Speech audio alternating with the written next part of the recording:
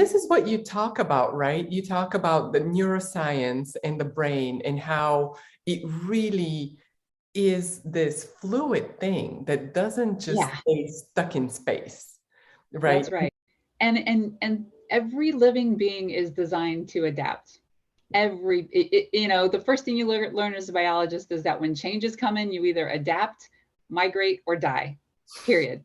And so you can run away, but not for long. You need to adapt. And even in space, every organism that we send up to space, they adapt. They do something different, from the tiniest little microbe all the way up to the most complex human, and everything in between changes. We call it adapt. And so, us everyday people here on Earth, yeah, we're designed to adapt. Our brains, there was a period of time when I was getting my PhD in neuroscience where we thought that you were born with all the neurons in your brain you'd ever have, and you would never make any more, and that they were already there as an adult.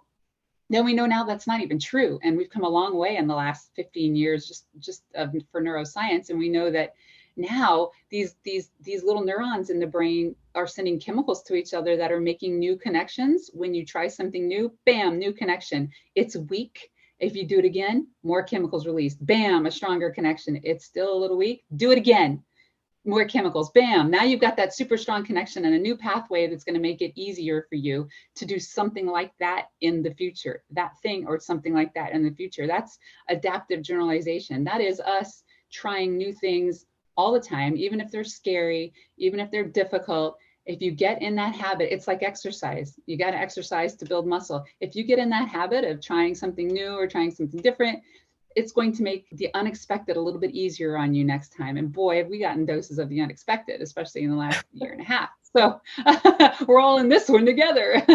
And so being prepared for anything, being prepared for unexpected is really, really critical. And that's why it's important to not let your brain just get used to the same old every day.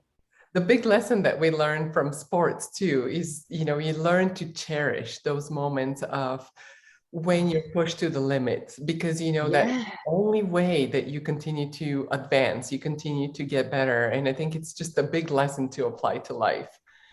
it's true. And as you know, when you think you don't have any gas left in the tank, you really do. When you think you're done and you have nothing more to give, oh no, that's not true. You've got something more. Write that extra paragraph, push that extra weight, resistance, run that extra quarter of a mile, push a little harder, faster. You're not done yet. There's always something left, and that's like what you just said. If you can overcome that, it gets easier and easier, and you're training yourself